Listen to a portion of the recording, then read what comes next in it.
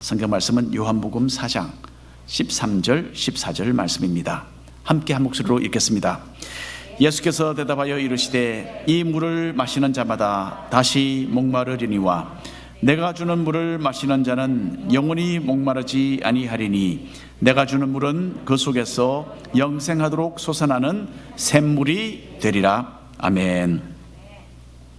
미국의 본토 사우스다코타 주에 월이라는 인구가 한 800명이 채 안 되는 작은 마을이 하나 있습니다. 근데 이 볼품없는 마을을 찾는 사람들이 1년에 200만 명이나 된다고 합니다. 예, 놀랍죠? 하루에 그러면 평균이 한 5,500명 정도 넘게 이곳을 방문한다는 이야기인데, 이것은 마을 전체 인구의 7배나 되는 숫자입니다.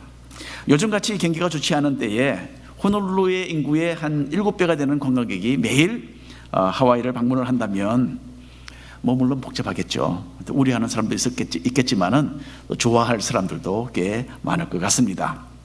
자, 그런데 이 작은 마을이 항상 이렇게 유명하지는 않았다고 해요.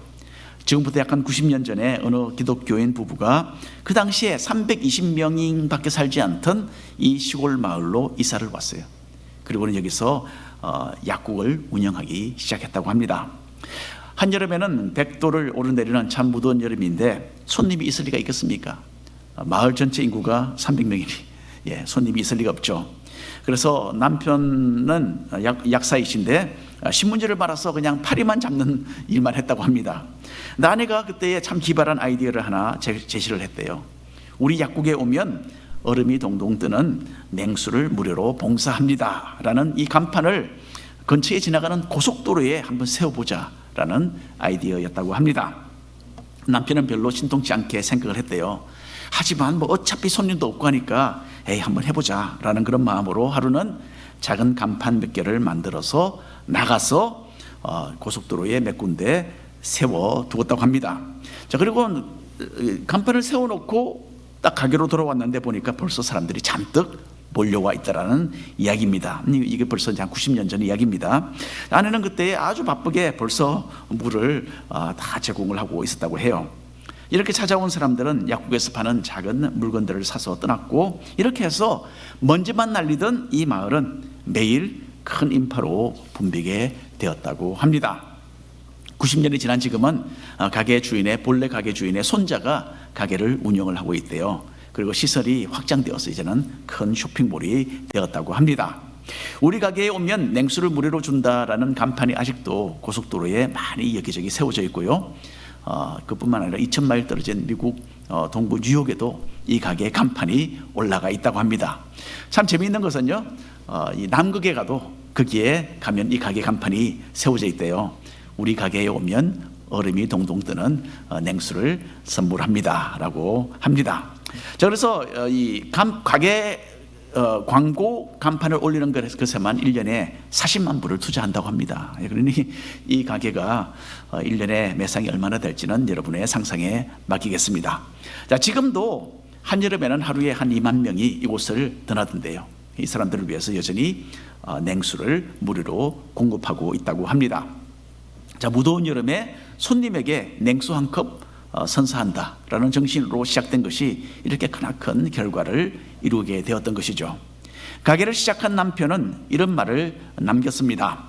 어디서나 다른 사람에게 필요한 것을 제공할 때에 서로 연결될 수 있습니다. 우리가 참 삶을 살면서 참 기억을 해두면 참 좋은 그런 중요한 교훈인 것 같습니다. 자, 오늘 말씀에서 우리는 사람이 꼭 필요로 하는 물을 가지고 예수님께서 어느 여인에게 다가가시고 구원의 메시지를 전하시는 것을 보게 됩니다. 이 여인은 우물가에서 예수님을 만남으로써 그 삶이 완전히 변하게 됩니다. 우리 같은 죄인들에게도 다가오셔서 생명의 물로 우리의 모든 영의 필요를 채우신 그 주님의 은혜를 한번 되새겨보는, 모든 것이 주의 은혜라 그랬잖아요. 그 되새겨보는 그 시간이 오늘 되기를 간절히 바랍니다. 자, 먼저 주님은 장벽을 넘으셨어요.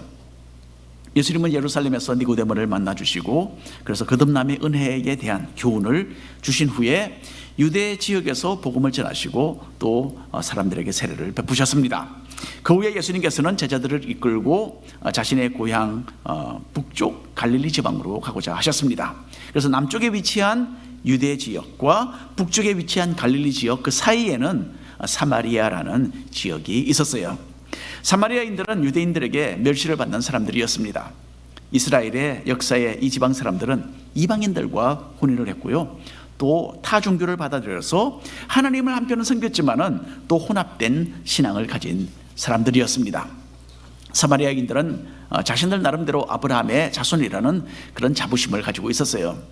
자기들은 야곱의 12아들 중에 요셉의 자손들이라고 하면서 자기들이 진정으로 이스라엘의 참 이스라엘 사람이다라고 주장을 했습니다. 그리고 성경도 모세오경, 즉 모세가 쓴 구약 처음 5권 이 책만 딱 인정을 했어요. 그 다음에 기록된 선지서라든지 이런 것은 전혀 인정을 하지 않았습니다. 그래서 이 모세오경을 읽었는데 다만 이것도 자기들에게 맞게 여기저기 좀 뜯어고친 그런 성경이었습니다. 사마리아 사람들은 유대인들이 중요하게 생각하는 이스라엘의 역사나 또 예루살렘 성전을 중심으로 하는 예배와는 전혀 상관이 없는, 관계가 없는 그런 삶을 살았어요. 그렇기 때문에 유대인들은 인종적으로 또 종교적으로 혼합된 사마리아인들을 인간 이하로 취급을 했던 것입니다. 자, 그래서 오늘 우리가 요한복음 4장 5절 6절 말씀 한 목소리로 먼저 읽어보겠습니다. 사마리아에 있는 수가라 하는 동네에 이르시니 야곱이 그 아들 요셉에게 준 땅이 가깝고 거기 또 야곱의 우물이 있더라. 예수께서 길 가시다가 피곤하여 우물 곁에 그대로 앉으시니 때가 6시쯤 되었더라. 자, 하나님이시지만은 그 하늘의 지위를 내려놓으시고 인간이 되셔서 주님은 이 땅에 오셨습니다. 그래서 인간이 느끼는 모든 것을 주님은 다 느끼셨어요. 사도 요한은 자신의 책에서 이 유대 땅에서부터 걸어서 북쪽으로 가시는 도중에 예수님께서 피곤하셨다, 피곤을 느끼셨다라고 기록을 합니다. 그래서 우물가에 앉으셨죠. 쉬기 위해서 우물가에 물론 앉으셨겠지만은 예수님은 또한 여기서 꼭 만나야 할 사람이 하나 있으셨던 것입니다. 예수님이 우물가에서 이 사마리아 여인을 만났던 시간이 오늘 여기 보니까 6시였다라고 요한이 밝히고 있죠. 6시라면 우리는 보통 아침 6시 이른 아침이구나, 또는 저녁 6시 이렇게 생각을 하지만은 이것은 우리의 시간과는 다릅니다. 우리 시간으로 하면 낮 12시가 되는 때였어요. 이 여인이 낮 12시에 우물가로 나왔다는 것은 요한이 특별히 여기에 밝히고 있는 그 이유가 있습니다. 구약 성경을 보면 여인들이 주로 우물가에서 물을 기르러 갔던 시간은 아침 시간과 저녁 시간이었던 것을 우리가 알 수 있습니다. 이제 예수님과의 대화를 통해서 잠시 후에는 이 여인의 생활이 드러나게 되는데요, 이것을 고려해 보면 이 여인이 낮 시간을 선정해서 물을 기르러 왔던 것이 좀 이해가 됩니다. 동네 사람들은 이 여인을 싫어했고요, 이 여인도 다른 사람들과 만나는 것을 피하기 위해서 의도적으로 사람들이 붐비지 않는 이 시간을 선택을 했던 것입니다. 자, 여인은 아무도 없을 것이라고 생각을 하고 우물가에 도착을 했는데 거기에 어떤 남자 한 사람이 앉아 있는 것을 보고 잠시 조금 당황을 했을 것입니다. 그리고 예수님께서 물을 좀 달라는 부탁을 하셨을 때에 이 여인은 더더욱 놀랐습니다. 그 당시 문화로는 남자가 낯선 여자에게 말을 거는 것은 흔하지 않은 일이었어요. 유대교 랍비들은 대중 앞에서는 자기의 아내에게조차도 어떤 말을 하지 않았다고 합니다. 저희 옛날 저희 어머님 이야기를 한다면, 저희 어머니께서는 저희 아버님과 함께 이 외출을 하시면 아버님께서 항상 한 10걸음 정도 앞서 가셨다고 합니다. 저희 어머님은 키도 작으신데 그 아버님 따라가기가 그렇게 힘드셨대요.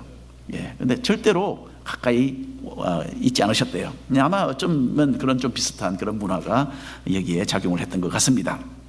자, 그리고 유대인들은 자기들을 경멸하는 사람들이다라는 것을 이 사마리아 여인이 물론 잘 알고 있죠. 그래서 그런 유대인이 사마리아인인 자기에게 어떤 부탁을 한다라는 것, 이것 또한 정말 뜻밖의 일이었던 것입니다. 이것도 우리가 문화적으로 한번 생각을 해보면 그렇습니다. 지금부터 약 한 80년 전에 해방 직후에는요, 한국 사람과 일본 사람 사이에 민족 감정이 극에 달해 있었지 않았겠습니까? 그때 만일에 한국을 유행하는 일본 사람 한 사람이 어느 집 대문을 두드렸다고 생각을 해보십시다. 그리고는 배가 고프니까 밥 한 그릇만 줄 수 있느냐라고 서투른 한국말로 부탁을 했다고 한다면 여러분, 그 집 주인이 어떻게 반응을 했을지 별로 어렵지 않게 짐작을 해볼 수 있을 것입니다. 자, 그래서 우리가 9절 말씀 한번 읽어보겠습니다. 이 사마리아 여자는 그럼 어떻게 반응을 하는지 보겠습니다. 사마리아 여자가 이르되 당신은 유대인으로서 어찌하여 사마리아 여자인 나에게 물을 달라 하나이까 하니 이는 유대인이 사마리아인과 상종하지 아니함이로라. 요한복음을 쓰고 있는 사도 요한은 유대인이 사마리아인과 상종하지 않았다라는 이 내용을 여기서 곁들임으로써 이 예수님의 행동이 얼마나 특이했고 그리고 우물가의 이 여인이 왜 그렇게 놀라며 반응을 했는지를 설명을 하고 있습니다. 무엇보다도 이 여인을 놀라게 했던 것은요, 유대인은 예수님께서 사마리아인인 자기에게 물을 달라고 요청을 한 것입니다. 유대인들은 사마리아인들이 사용하는 그릇조차도 부정하게 여겼어요. 그런 그릇에 담긴 음식을 먹는 것은 스스로를 오염시키는 것이라고 생각을 했습니다. 자, 인도 이야기를 제가 잠시 들려드리겠습니다. 인도는요, 미국과 상황이 많이 달라요. 그래서 조금 잘 산다 그러면 집에 하인들이 몇 명씩 꼭 있습니다. 특별히 힌두교 주인들은요, 하인들이 사용하는 컵에 물을 절대로 마시지 않습니다. 부정을 탄다, 오염이 된다라고 생각을 하죠. 만일에 하나 하인의 어린 아이라도 자기가 쓰는 컵에 입을 갖다 대었다라는 것을 알게 된다면요, 그 컵은 사용되지 않습니다. 부셔뜨리죠. 인도에서 기차로 여행을 하다 보면 기차역마다 철도 옆에 진흙으로 만든 작은 컵이 막 버려져서 수북하게 쌓여 있는 것을 보게 됩니다. 기차가 여기에 도착하면 차이라는 것이 있어요. 차이. 설탕을 많이 넣어서 또 우유를 많이 넣고 만든 따끈한 차를 파는 사람들이 들어옵니다. 기차 안으로. 그리고는 진흙으로 만들어서 살짝 불에 구워서 딱딱하게 만든 그 컵에, 진흙컵이죠, 컵에다가 차이를 부어서 팔아요. 그러면 이제 그걸 마시고는 사람들은 곧바로 열려있는 창문 바깥으로 탁 던져버려요. 손님들은 카스테가 낮은 사람이 입을 댄 컵을 다시 사용하지 원하지 않기 때문에 이렇게 한 번 쓰고는 던져 부수는 진흙컵을 사용을 하는 것입니다. 자, 사마리아 여인은 사마리아인의 그 물그릇에서 물을 마시겠다는 예수님의 말을 듣고서 충격을 받은 것입니다. 이게 도무지 있을 수 없는 일이었기 때문이에요. 이렇게 볼 때 예수님은 그 당시 존재했던 많은 문화적인 또 종교적인 장벽을 뛰어넘으시고 여인과 대화를 하신 것입니다. 잃어버린 한 영혼을 찾아내어서 구원하기 위해서는 이런 장벽들이 무너져야만 했던 것이죠. 성경 로마서 5장에 보면 우리는 아직 죄인이었고 그 당시에 하나님의 또 우리가 원수로 살았었는데 하나님께서는 자기의 아들 예수 그리스도를 우리를 위해서 보내주셨다라고 기록을 합니다. 이렇게 해서 주님께서는 인간이 세워둔 이 죄의 장벽을 무너뜨리시고 우리에게 다가오셔서 구원을 해주신 것입니다. 불순종과 죄로 얼룩져 있던 우리를 불쌍히 여기시고 찾아오셔서 하나님과의 화목한 관계를 이끌어 주신 것은 우리가 참 영원토록 찬양하며 감사드릴 그 주님의 은혜, 바로 이 제목입니다. 자, 다음에는 예수님께서는 생수의 의미에 대해서 이 여인에게 설명을 해주십니다. 예수님이 여인에게 물을 좀 달라라고 말을 붙이자 여인은 당신은 유대인이고 나는 사마리아인인데 왜 나에게 말을 걸고 또 더군다나 물을 달라 하느냐라고 반박을 합니다. 우물가의 이 사마리아 여인은 그 당시의 모든 관습을 깨고 자신에게 대화의 문을 여시는 예수님께 선뜻 마음을 열지 못하고 있는 것입니다. 아마도 이 사람 정신 나간 사람 아닌가라고 생각을 했던 것 같습니다. 계속 읽어보겠습니다. 10절과 11절 말씀 제가 한 절 여러분 한 절 읽어보겠습니다. 예수께서 대답하여 이르시되 내가 만일 하나님의 선물과 또 내게 물 좀 달라 하는 이가 누구인 줄 알았더라면 내가 그에게 구하였을 것이요 그가 생수를 내게 주었으리라.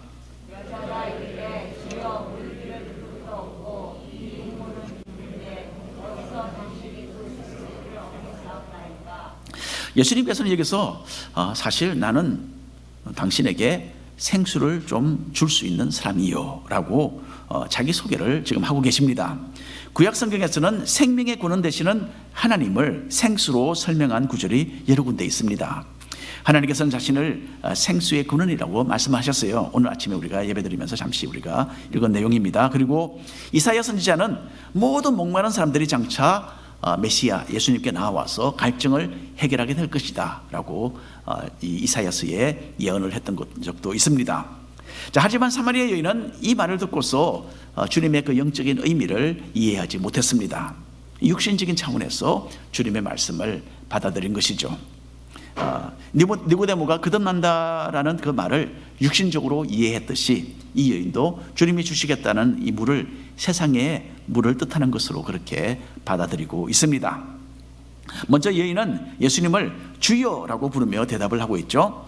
주여라는 말은 주인님이라는 말로서 우리말로 하면 그냥 선생님 정도로 존경해서 부르는 호칭입니다. 하지만 사마리아 여인은 아마도 아직 예수님을 존경하는 마음이 전혀 없었을 것으로 생각을 합니다. 어쩌면 존경보다는 좀 비꼬는 선생님, 좀 비꼬는 그런 말투가 섞여 있지 않았을까 저는 추측을 해봅니다. 지금도 이 수가라는 동네에 가면요, 이 우물이 있다고 해요. 이 우물은 깊이가 90피트 정도 되기 때문에 두레박을 사용해야만 꼭 물을 길어낼 수가 있다고 합니다. 그래서 여인은 내가 오히려 너에게 물을 줄 수 있다라는 예수님의 말씀에 조금 기가 찬다는 듯이 대답을 지금 하고 있는 것입니다. 아니 선생님, 우물은 깊고 당신은 물을 기를 두레박도 없지 않습니까? 그래서 방금 저에게 물을 좀 달라고 하지 않으셨나요? 그런데 이제는 나에게 물을 주신다고요? 이렇게 하면서 도무지 이해할 수 없는 이상한 사람이다라는 투로 말을 하고 있습니다. 자, 그런데 여인이 그때 번뜩 어떤 생각이 났던 것 같아요. 12절 우리가 말씀 한번 읽어보겠습니다. 한 목소리로. 우리 조상 야곱이 이 우물을 우리에게 주셨고 또 여기서 자기와 자기 아들들과 짐승이 다 마셨는데 당신이 야곱보다 더 크니까. 자, 만일에 이 우물을 길어서 나에게 준다, 만약 그게 아니라면 혹시 당신은 어떤 큰 부자가 되어서 이 우물을 하나 파서 나에게 줄 수 있는 그런 사람이라도 된다는 말입니까? 그렇게 생각을 했던 것 같아요. 그럴 리가 없겠죠 라고 하면서 대묻고 있습니다. 이때로부터 2000년 전에 이 이스라엘 백성의 조상 야곱이 이 우물을 파서 여기에 살고 있는 결국 사마리아 사람들이 그 우물을 물려받게 되었습니다. 설마 당신이 야곱만큼이나 대단한 사람이라고 주장하는 것은 아니겠지요? 라는 뜻이 여기에 담겨져 있습니다. 여러분, 옛날 사람들은 자신들의 조상 아브라함과 이삭과 야곱을 정말 엄청나게 많이 존경을 했습니다. 이런 믿음의 조상들을 따라갈 사람은 없다라는 것이, 그런 생각이 압도적이었어요. 사마리아 여인은 나에게 물을 주겠다는 당신의 말은 정말 어처구니가 없습니다 라고 지금 말하고 있는 것입니다. 자, 그때 예수님은 자신이 주려는 이 물은 영적인 의미에서의 물이라고 다시 설명하십니다. 13절 14절 말씀 나눠서 읽겠습니다. 예수께서 대답하여 이르시되 이 물을 마시는 자마다 다시 목마르리니와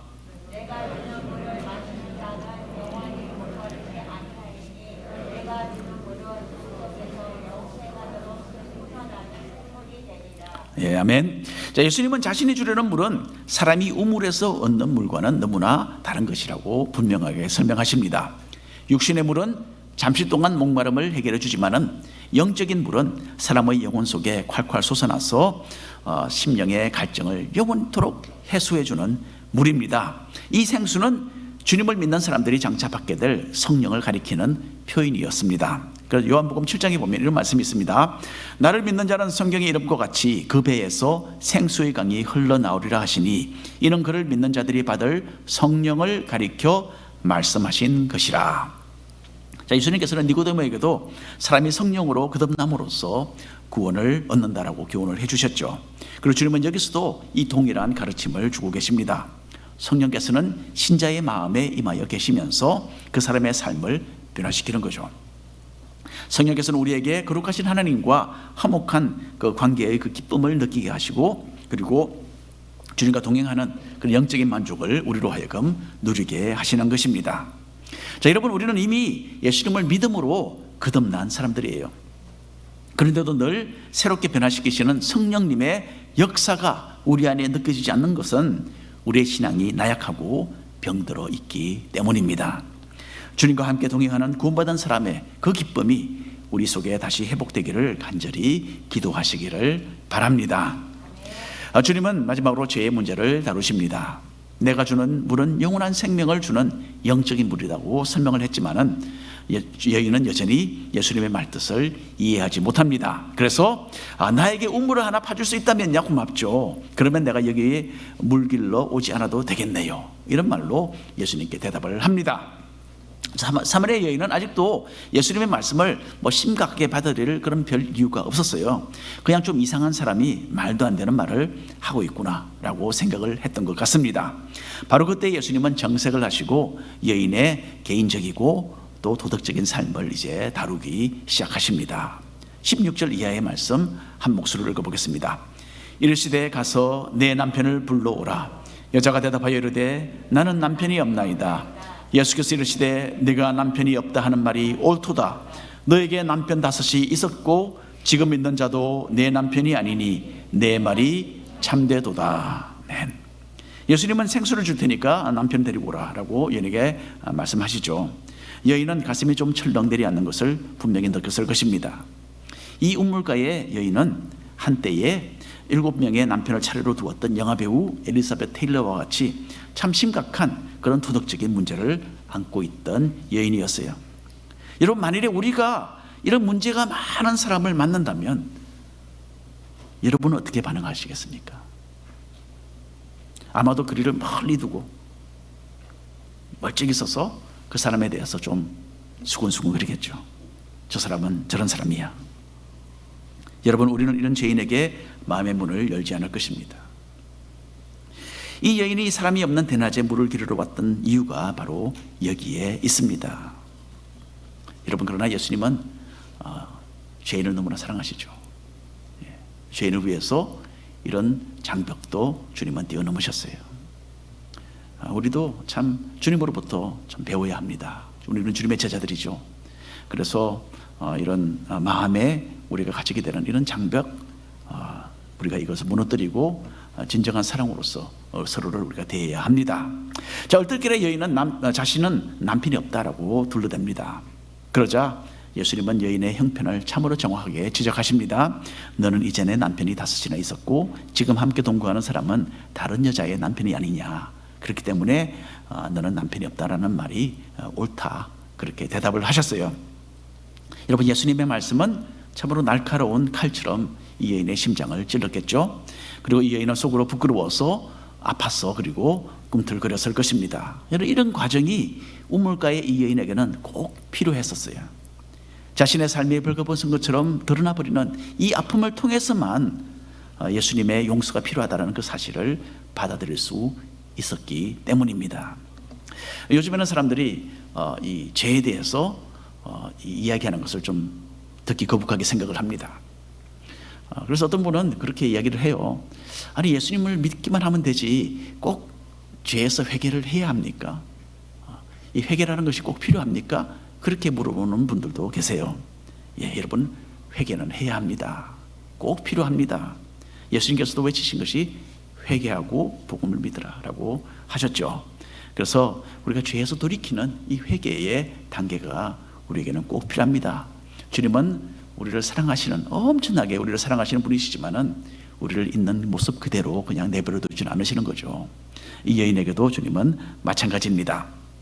이제 사마리아 여인은 처음으로 예수님에 대한 자신의 생각을 좀 달리하고 존경을 표하기 시작합니다. 자신의 과거를 훤히 들여다보고 계시는 예수님을 하나님이 보내신 특별한 선지자시구나 라고 그렇게 인정을 하게 돼요. 하지만 여인은 아직도 예수님께 완전히 항복할 준비가 되어 있지 않았습니다. 그래서 그 당시에 유대인들과 사마리인들 사이에 큰 논쟁이 되었던 주제, 이 주제를 들먹이면서 대화의 초점을 자신에게서 다른 방향으로 좀 돌려보려고 시도를 하게 됩니다. 20절 말씀 읽어드립니다.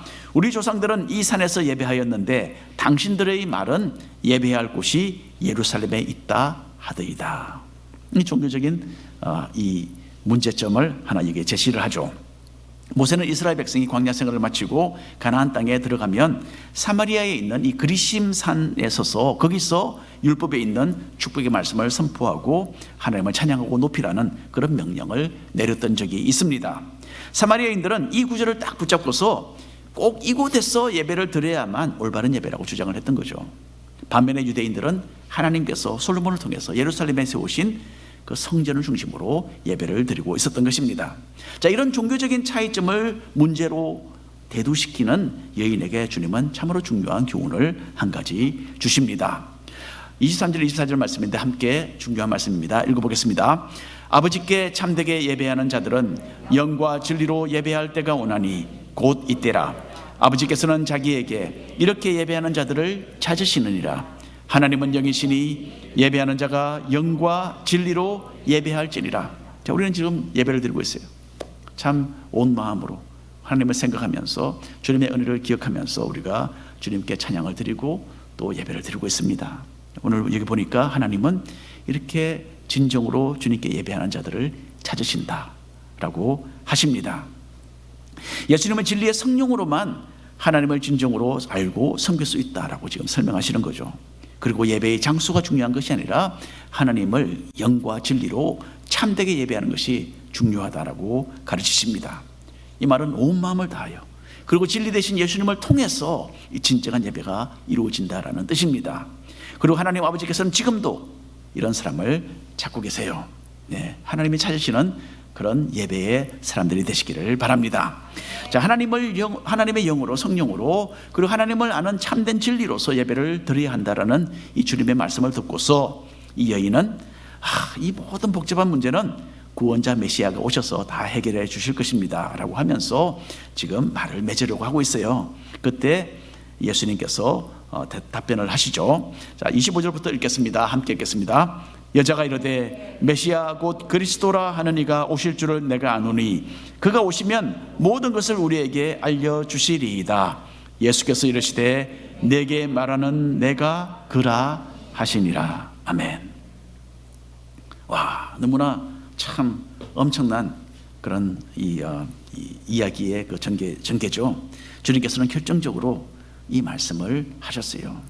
우물가의 여인에게 가장 큰 충격을 던져주셨습니다.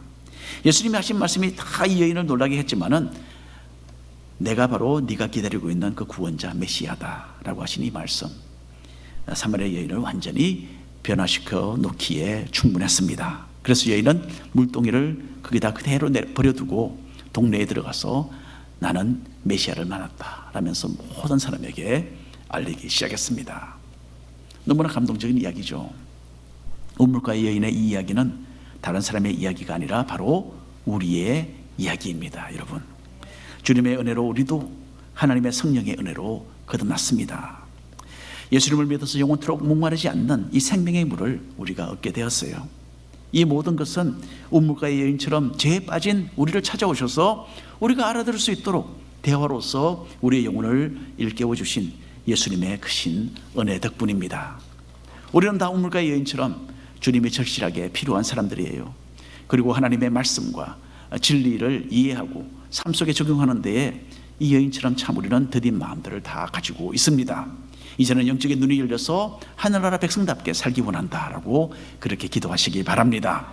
예수님은 우리에게도 계속해서 이 마음의 문을 두드리고 계세요. 주님께서는 참 우리는 참 부끄럽고 아프지만은 우리의 죄를 지적하시고 영적인 수술을 해 주십니다. 우리를 올바로 세워주시고 또 복 주시기 원한다는 것을 기억하고 주님께 무릎을 꿇어야 합니다.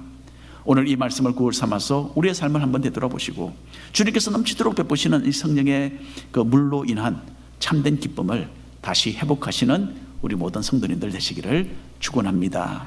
기도하겠습니다. 주 하나님 아버지, 우리 같은